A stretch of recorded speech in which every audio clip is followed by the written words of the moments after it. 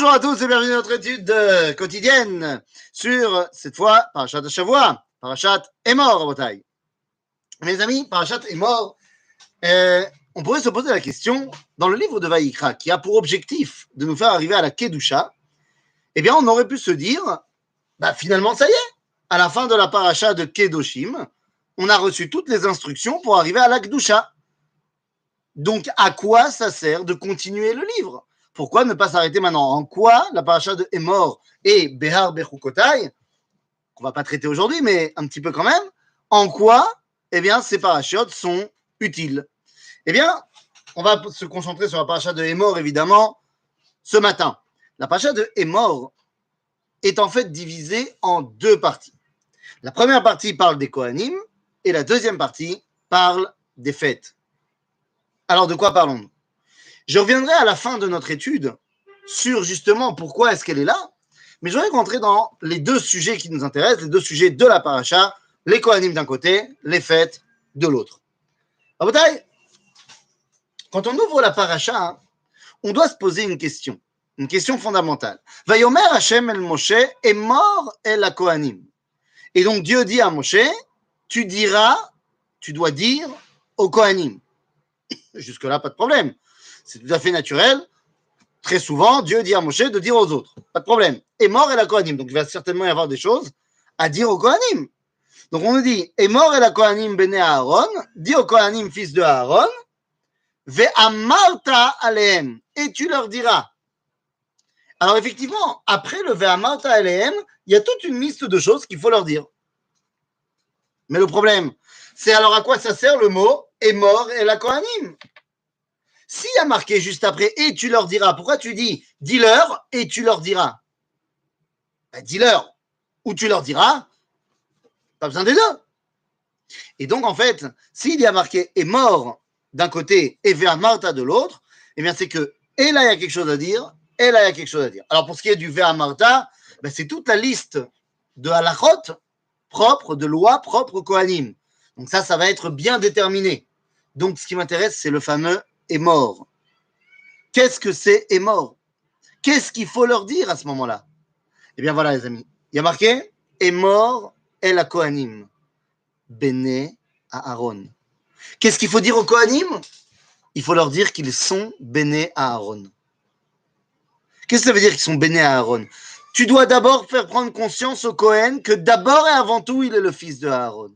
Toute sa prestance, sa kedusha, lui vient du fait qu'il est le fils de Aaron. Et donc, il doit être raouille, il doit mériter ce titre de fils de Aaron. Mais qu'est-ce que cela veut dire? Là, on va passer toute la première partie de la paracha à nous expliquer qu'est-ce que c'est que la dimension des Kohanim. Qu'est-ce qu'on n'a pas le droit de faire, qu'est-ce qu'on a le droit de faire, pour qu'on comprenne comment les Kohanim font le lien entre Am Israël et Akadosh Baruch Hu. Que les choses soient bien claires. Dans le judaïsme, le Kohen n'est pas supérieur au reste du peuple. Absolument pas. Le Kohen est un serviteur du peuple. Le Kohen a pour rôle de faire le trait d'union entre Am Israël et Dieu. Il est d'un côté l'envoyé de nous et de l'autre côté l'envoyé de lui. Il est, nous dira le Talmud, Shluché d'Idan ve Shluché de Rachamana. Autant notre envoyé que le sien. En d'autres termes, le Kohen n'est pas sur un piédestal parce qu'il est meilleur que moi. Moi, je décide de le mettre sur un piédestal, la Torah le met sur un piédestal pour qu'il puisse faire la connexion. Et c'est de cette connexion dont il est question. Pour que cette connexion soit possible, eh bien, la pire des choses serait que le Kohen se la pète, que le Kohen se pense supérieur. Et c'est la raison pour laquelle, d'abord et avant tout, sache que si tu veux être un vrai Kohen, tu dois être béné à Aaron. Aaron était Ohev Shalom, Rodev Shalom, Ohevet Abriot, Umikarvan la Torah. Aaron était d'abord et avant tout un homme du peuple. Était d'abord et avant tout un homme proche de ce peuple qu'il représentait. Le Kohen, s'il veut pouvoir véritablement remplir son rôle, eh bien, il n'a pas le droit de se sentir supérieur. Moi, je le place à un niveau qui n'est pas le mien. Mais si lui il pense qu'il est à un niveau supérieur à moi, alors il ne remplira pas son rôle. Comprenez bien de quoi il s'agit. D'après la halakha, lorsque je suis dans une synagogue et que je dois faire monter à la Torah, eh bien, on fait monter d'abord un Kohen, à une condition, que ce Kohen soit apte. Alors que c'est apte, aujourd'hui il n'y a pas de Beth Amikdash, donc on veut qu'il soit Talmid Racham. Mais d'après la halakha pure et simple, Shulchan Aruch, s'il y a dans la synagogue un Kohen Amaharetz, qui n'y connaît rien à la Torah, et il y a un Talmid Racham à côté, eh bien on fera monter en premier le Talmid Racham et pas le Kohen. Et c'était ce qui se passait dans la synagogue du Rav Ovadia Yosef. Le Rav Ovadia Yosef montait en premier. Maintenant, qu'est-ce que ça veut dire? Le reste des communautés ont décidé de continuer à donner le kavod au Kohen et de le faire monter en premier. Ça fait merde. Mais ça montre bien que on le met sur un piédestal, mais lui n'y est pas. Aujourd'hui, les Kohanim, qui avaient pour rôle de faire le lien avec Akadosh Baruch Hu derrière, par l'intermédiaire du Beth Amikdash, mais aujourd'hui, leur rôle est un petit peu amoindri. Il a été récupéré, si vous voulez, par les rabbinim. Aujourd'hui, le rabbin a pour rôle entier d'enseigner la Torah et donc de relier Am Israël à Akadosh Baruch Hu. Et il y a une phrase extraordinaire que le Rav Yehuda Léon Ashkenazi Manitou disait. Il disait, la pire chose pour un rabbin, c'est qu'il se prenne pour un rabbin. Je répète, la pire chose pour un rabbin, c'est qu'il se prenne pour un rabbin. C'est-à-dire qu'il pense que parce que les gens lui font du kavod parce qu'il est rabbin, eh bien qu'il pense que le kavod lui est dû à lui. On retrouve ça dans des histoires qui sont racontées au nom du Rav Mordechai Eliyahu, qui un jour, son chauffeur, qui l'accompagnait à un endroit particulier, machin, se disait, mais c'est incroyable, en fait, on me fait du kavod, mais c'est pas pour moi le kavod, c'est parce que je suis le chauffeur du Rav Eliyahu. Si j'étais tout seul avec ma voiture, personne ne me ferait du kavod.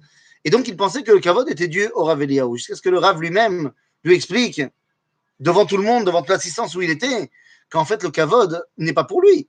Le kavod est pour la Torah qu'il enseigne aux autres. C'est absolument pas pour lui. Maintenant, qu'est-ce que ça veut dire? Eh bien, vous savez, dans la suite des halachot qu'on va donner sur les Kohanim, eh bien, on a une halakha qui est très particulière. Les habits des Kohanim, on le connaît, on l'a vu dans la paracha de Tetzavé. Le Kohen, quand il sert au Beth Amikdash, il a des habits particuliers. Et encore plus, le Kohen Gadol. Ces habits ont un rôle. Les chavod ou le tifaret. C'est-à-dire, pour jeter un espèce de grand... je sais pas, pour faire l'ambiance, quoi. Pour se la péter. Pas que le Kohen se la pète, mais pour que quand les gens ils regardent le Kohen, ils disent... Ça, tu vois un homme comme ça qui avait vêtu de trélet argaman, de l'or et tout ça, machin. Ah bah, c'est ça le but du jeu. Puisqu'il représente quelque chose, alors il se doit que son habit représente sa fonction. Par contre, d'après la halakha, lorsque le Kohen sort du Beth Amikdash, il n'a pas le droit de porter ses habits de Keuna. Il n'a pas le droit de sortir du Beth Amikdash avec ses habits de Kohen, ni Kohen normal, ni Kohen Gadol, évidemment. Lama. Eh bien, parce qu'il ne faudrait pas qu'il commence à s'habituer à ces habits comme ça qui lui donnent un prestige incroyable. Mapitom. C'est un commentaire comme ça, un commentaire incroyable de Rabbi Chaim de Volojine, qui explique comme ça que lorsque les Kohanim sortent du Beth Amikdash, ils n'ont pas le droit de porter leurs habits. Parce qu'il ne faudrait pas qu'ils pensent que l'honneur qui leur est fait est l'honneur dû à leur prestance. Les habits sont là pour le Mikdash. Bon, quand on lit le Prime de Volojine, on sait qu'il va faire une référence très claire aux premiers Admourim Chassidim qui commençaient à s'habiller de parures incroyables. Et il y avait ici un ressentiment énorme de la part de ce chef des Mitnagdim, disant comment ça, il se la pète les rabbins chassidiques à s'habiller comme ça. Finalement, on a compris qu'en fait, non, pas du tout. Il représentait exactement le même état d'esprit. On parle du rabbi de Rougine, qui justement avait pris sur lui la malchoute. Et donc, il s'habillait avec des bottes en or, plaquées or, machin, ce que tu veux, des habits d'apparat incroyables. mais d'un autre côté, il ne mettait pas de semelles dans ses chaussures, dans ses bottes, si bien que ses bottes lui écorchaient les pieds tous les jours. Et il disait que c'était pour qu'il se rappelle bien chaque soir quand il enlève les bottes, et chaque matin quand il les met, que les bottes, c'est juste parce qu'il veut représenter la Torah d'Akadosh Baruch Hu, mais pas que lui se sente au-dessus des autres. Et on peut faire référence à cela, évidemment, j'ai dit par les Kohanim, mais je dis qu'aujourd'hui, ceux qui représentent cela, ce sont les Rabbanim. Il ne faudrait pas que le Rav, à qui on fait du kavod, pense que c'est pour lui le kavod. Chas v'shalom. Chas v'shalom. C'est pour la Torah qu'il enseigne. Tout simplement. Et donc, eh bien, ça fait référence à un texte du Talmud dans le traité de Shabbat qui dit quelque chose d'assez incroyable. Je ne sais pas si vous avez déjà vu, mais particulièrement dans le monde, on va dire le monde d'Ati Leoumi, et j'en suis un grand représentant dans ce que je vais dire là maintenant. Certains diront que c'est pas bien, mais je suis assez d'accord d'ailleurs aussi avec eux. Mais bon, nous, vous allez voir de quoi je parle. La Gemara nous dit qu'il y a une grande différence entre les rabbinés Bavel et les rabbinés Eretz Israël. Les rabbins de Babylone face aux rabbins d'Eretz Israël. Je parle à l'époque du Talmud. Quelle était la grande différence? Eh bien, nous dit le Talmud, Rabbané Bavel ayou metsuyanim bevigdehem. C'est-à-dire que les rabbins de Babylone, ils avaient des habits d'apparat, des habits de rabbin. Tu sais, le costume, le chapeau, tout ça. C'est metsuyanim bevigdehem. Alors que les rabbinés Eretz Israël, ils s'habillaient comme le vendeur de cornichons du chouk. Lama, dit Agmara, parce que Rabbané Eretz Israël, shmam maspik beyadam. Leur nom est suffisant pour eux. C'est-à-dire, les gens savent, le rabbin d'Eretz Israël, il n'a pas besoin d'être habillé comme un grand dirigeant, comme un mec super mechoubad. Tout le monde connaît la grandeur du bonhomme. Donc, il n'a pas besoin de s'habiller de manière particulière. Et on peut voir ça, vous savez, vous avez deux rabbins, même âge, même j'ai envie de dire, compétence, ce que tu veux, même taille de barbe. Seulement, t'en as un qui est costume, 3 pièces, trop classe et tout, gros chapeau bien taillé, bien fondu, et l'autre qui est habillé avec une chemise, voilà, pas sale, hein, évidemment, mais une chemise normale, à carreaux, un pantalon et des sandales, avec des chaussettes, t'imagines? Ben, qui on va écouter d'abord? Point. C'est l'homme chané, ce que tu dis, il y a déjà 10 points d'avance pour celui qui est bien habillé. Alors que finalement, l'habit ne veut pas forcément dire que tu vas dire des choses intelligentes. Alors, je ne suis pas forcément d'accord moi-même. Moi-même, je ne m'habille pas forcément, à part le Shabbat où je suis en costume, sinon je ne suis pas habillé la folie. Même si je pense que peut-être qu'il faudrait changer, je ne sais pas. J'ai du mal entre ce que je pense et il y a là et puis il y a là, dans les tripes. Vous savez, Beret Israël, tu es à la maison. Diagmara, tu es à la maison. À la maison, tu t'habilles pas la nuit. Mais quand tu es en route Saaretz, alors tu as besoin de montrer. Et puis non seulement ça, mais n'oublions pas que les rabbinim en route Saaretz, il y avait aussi des rapports avec les goïms qui géraient leur commune, enfin dans les communautés où elles étaient. Le maire, le président, machin. Donc tu es obligé de montrer qu'en tant que chef de la communauté, tu es Meroubat comme les goïms. En Eretz Israël, tu es à la maison. Regarde le Parlement en France, regarde la Knesset. Nous, c'est pas étonnant de voir un mec arriver en chemise manche courte à la Knesset. Alors que c'est pas possible d'imaginer un député ou un sénateur habillé comme ça en France. Yesh bezé machou. Mais ce qui est le plus important dans l'histoire, c'est quoi? Eh bien, c'est qu'il faut comprendre que pour qu'il y ait le trait d'union, il faut qu'il y ait la proximité. Le Kohen, s'il veut pouvoir faire le trait d'union avec le Ham Israël, il faut que ce Ham Israël se sente proche de lui.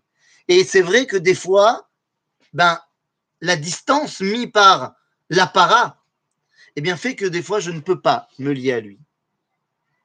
La chachouv meod, que le Rav ou que le Kohen, on parle du Kohen dans la Torah, évidemment, soit d'une proximité, on va dire, évidente avec le Ham Israël. Parce qu'il n'est pas supérieur. Il a un rôle à jouer, mais il n'est pas supérieur. Et il faut bien qu'il le fasse comprendre à tous. Alors, ça ne veut pas dire on ne va pas s'arrêter sur les habits. Tu peux être très proche de l'autre et toujours être habillé classe. C'est pas un problème. C'est dans le comportement et dans l'attitude, bien sûr. Mais c'est quelque chose de fondamental. Puisque le Cohen doit être le descendant de Aaron. Et à Aaron, il n'y avait pas ces barrières entre lui et le peuple juif. En d'autres termes, Rabotai, si tu veux marcher en tant que Cohen, il faut que ce soit fait par amour.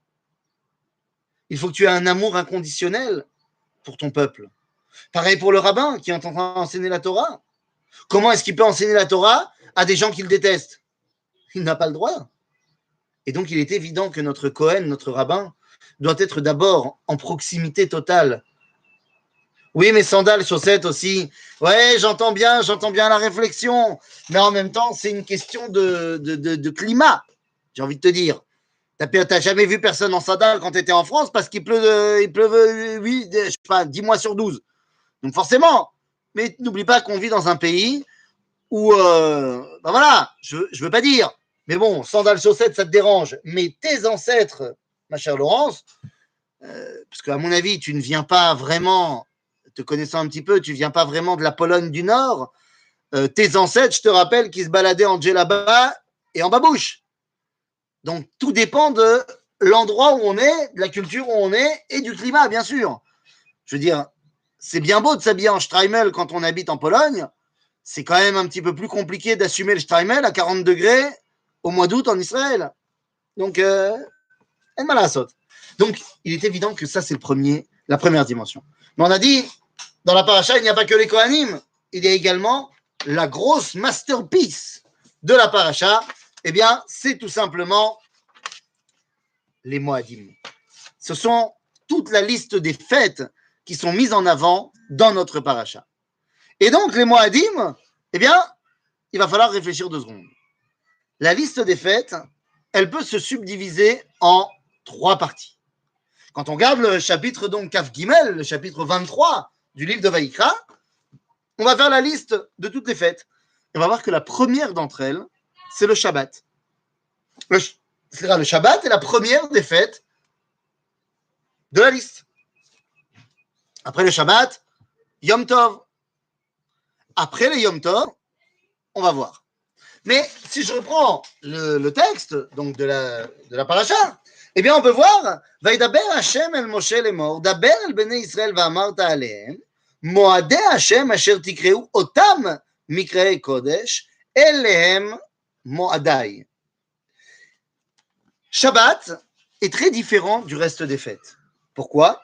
Parce que Shabbat, ça tombe tous les 7 jours.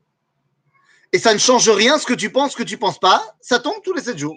Tu ne peux pas changer le timing de Shabbat. Alors que Yom Tov, que ce soit Pessah, Shavuot, Sukkot, Rosh Hashanah, Yom Kippourim, qui décide quand ça va tomber? Mais c'est Am Israël qui décide. C'est-à-dire qu'Am Israël décide quand c'est Rosh Chodesh, et donc de ce fait, il décide quand ça sera Pessah. Eh oui! Rabotai, qu'est-ce que cela veut dire? Cela veut dire que Shabbat, ça vient directement d'en haut. Mais à Yom Tov, il y a une participation de l'homme dans la Kedusha. C'est pour ça que quand on parle de Shabbat, on dit Baruch Ata Hashem, Mekadesh Shabbat. Mais pour ce qui est des fêtes, on dit Mekadesh Israël ve'azemanim. C'est-à-dire que c'est bien sûr lui qui nous a dit que Pessah c'était le 15 Nissan. Mais qui va déterminer quand c'est le 15 Nissan? Am Israël. Il y a une participation entre Akadosh Baruch Hu et Knesset Israël. Et donc j'ai dit, lorsqu'on prend la liste des fêtes, donc on a Shabbat, après évidemment on va trouver Pessah, après on va parler de Sfirat HaOmer, après on va parler de Shavuot, dans l'ordre j'ai envie de te dire. Lorsqu'on a fini de nous parler de Shavuot, bah regardez ce qui se passe. On nous parle de quoi? Vaidaber Hashem. Donc on a terminé de parler de Shavuot. Et qu'est-ce qui se passe juste après? Eh bien, on aurait dû amener, ça, je prends le verset exactement, Iné. C'est ça.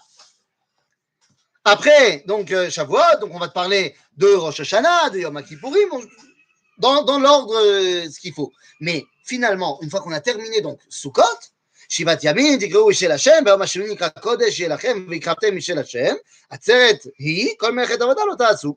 Donc on a fait la liste de toutes les fêtes que Dieu a lancées.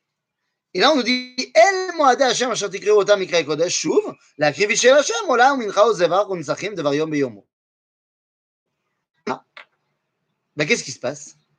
Eh bien, lorsqu'on a terminé la liste des fêtes, on nous dit la chose suivante.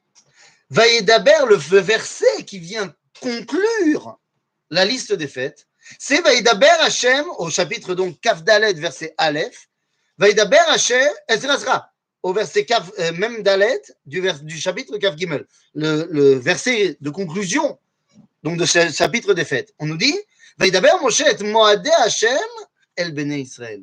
Mais c'est Vaïdaber Moshe et Moadé Hashem. Genre, c'est Moshe qui a expliqué les Moadé Hashem. Mais non, c'est Vaïdaber Hashem et le Moshe les morts, on a vu au début de la liste. Eh bien, cela vient nous expliquer tout simplement que Akadosh Baruch Hu a donné à Moshe la force de donner au peuple juif de faire de nouvelles fêtes. C'est-à-dire qu'on a la liste que Dieu il a prononcée, mais il y a d'autres fêtes que Moshe va pouvoir, lui et ses descendants, mettre en place. C'est quoi ces fêtes? Il semblerait que la Torah nous dise, voilà les fêtes que moi je te donne, qu'on appelle des Oraïta, mais sache que vous, Am Israël, vous avez la force de décréter de nouvelles fêtes plus tard. Si on regarde bien, combien de fêtes des Oraïta nous avons? Eh bien, nous avons Pesach, Shavuot, Sukkot, Rosh Hashanah et Yom Kippourim. D'accord? Et on nous dit qu'il y a d'autres fêtes que Moshe va pouvoir mettre en place, Moshe et les Bnei Israël. Et tout d'un coup, la Torah nous donne des infos sur des choses très bizarres. Le chapitre Kaf Dalet a l'air complètement pas à sa place. Puisqu'on a fait la liste des fêtes, et là on te dit, ben voilà, maintenant on va prendre tout le chapitre Kaf Dalet pour parler de 3 sujets bizarres. C'est quoi les sujets bizarres? Eh bien, tout d'un coup, on va te parler de la menorah. Et comment est-ce qu'on allume la menorah? Ensuite, on va te parler de l'Echem Apanim, de Shulchan l'Echem Apanim, des pains, la table des pains qu'on devait remplir au Beth Amikdash. C'est très bizarre. On t'a fait la liste des fêtes. Ensuite, on t'a dit que Moshe, il a reçu la force, lui, donc transmis au peuple juif de décréter d'autres fêtes, ce qu'on va appeler des fêtes des Rabbanan. Et tout d'un coup, eh bien, on nous parle de la menorah et de l'Echem Apanim. Ben oui, vous comprenez déjà vers où je veux en venir. Le remez d'une fête qui va tourner autour de la menorah, c'est Hanouka. Le remez d'une fête qui va tourner autour de la shulchan, c'est-à-dire des festins du shefa, et qui en plus va être qualificatif par le fait qu'il y a 12 pains, donc c'est une fête qui arrivera le 12e mois, et bien on a ici le remez de Purim.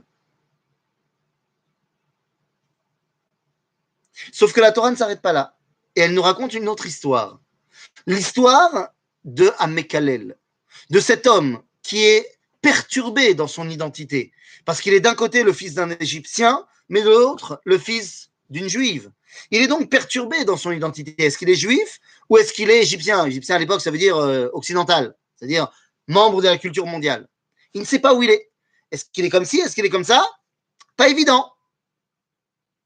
Et donc, comme il a un problème identitaire, ou Mekalel, c'est-à-dire que le langage chez lui a plus toutes sortes de Kdusha, et il est tombé dans la chutzpah. Avec les Kalel Mijou, c'est chutzpah. Et donc, cela fait référence à une fête qui viendra avec la chutzpah dans une génération où les gens seront perturbés au niveau de leur identité. Nounou, eh bien, c'est la fête qui s'appelle Beikvot Meshicha Chutzpah Yazge. La fête que le Talmud, dans le traité de Sota, nous dit qu'à l'époque messianique, eh bien, la Chutzpah va se relever. Vous avez compris qu'il s'agit ici de Yom HaAtzmaut. Alors, que faire? Il y a une 4e fête des Rabbanan. Eh oui, il y a Hanouka, Purim, Yom HaAtzmaut, mais il y en a une 4e qui s'appelle Yom Yerushalayim. Yom Yerushalayim, c'est Keneged Rosh Hashanah, bien évidemment. Et pourquoi? Parce que Rosh Hashanah, c'est le Rosh Hashanah de Melchei Umot HaOlam. Face à cela, eh bien nous avons la fête où nous sommes revenus à la ville de la Malchout d'Israël, Yerushalayim. Et face à Yom Kippourim, face à Yom Kippourim, il y a une autre fête qui doit être la fête ultime, celle qui en fait nous fera passer dans le 8e jour. En fait, Rabotai, de quoi nous sommes en train de parler? Si on remarque bien, donc, la paracha de Hémor parle de 2 sujets, Kohanim et Moadim. Les Kohanim nous servent à faire le lien avec Akadosh Baruch Hu, ils sont donc Anashim Kdoshim. Alors que les fêtes, c'est le moment où je me lie à la Kedusha. En d'autres termes, eh bien, la paracha de Hémor nous donne 2 des 3 piliers pour pouvoir être Kadosh, c'est-à-dire être apte à rencontrer le Créateur. Pour ça, il faut Anashim Kdoshim, les Kohanim, qui nous permettent de nous rattacher, Vezmanim Kdoshim. C'est Kdushat Adam et Kdushat Zman. Il y a fait meod. Donc on est bon. Sauf que, vous savez bien que si j'appelle ma femme et que je lui dis on se retrouve à 2h, il manque un truc. On ne pourra pas se retrouver si je lui dis on se retrouve à 2h. C'est-à-dire, j'ai la personne, c'est bon, parce que si j'ai pas la personne, je retrouverai personne. J'ai le moment, si j'ai pas le moment, je retrouverai personne. Mais vous comprenez bien que pour que la rencontre ait lieu, il faut également une longitude et une latitude. Il faut un endroit. La paracha de Hémor nous donne les 2 premiers piliers de la rencontre avec Dieu, à Adam et Azman. Il nous faudra la paracha de Behar la semaine prochaine pour comprendre qu'il faut le 3e pilier, Kedushat HaMakom. C'est où que se passe la rencontre. Et dans la paracha de Behar, eh bien, on parlera de toutes les lois relatives à la Kedusha de la terre d'Israël. La paracha de Hémor, c'est donc l'amour des Kohanim pour leur peuple, la proximité qu'ils ont avec leur peuple qui permet de relier Am Israël en son entier à la Kedusha d'Akadosh Baruch Hu. Les Moadim nous permettent de savoir quand Akadosh Baruch Hu a envie de se relier à nous. Et la suite, arrivera la semaine prochaine. À bientôt. Merci d'avoir visionné cette vidéo. Je vous invite à vous abonner à notre chaîne InMode pour plus de replays, de conférences, de cours, d'interviews. Cliquez sur le bouton juste ici et vous êtes abonné à l'InMode. À très bientôt.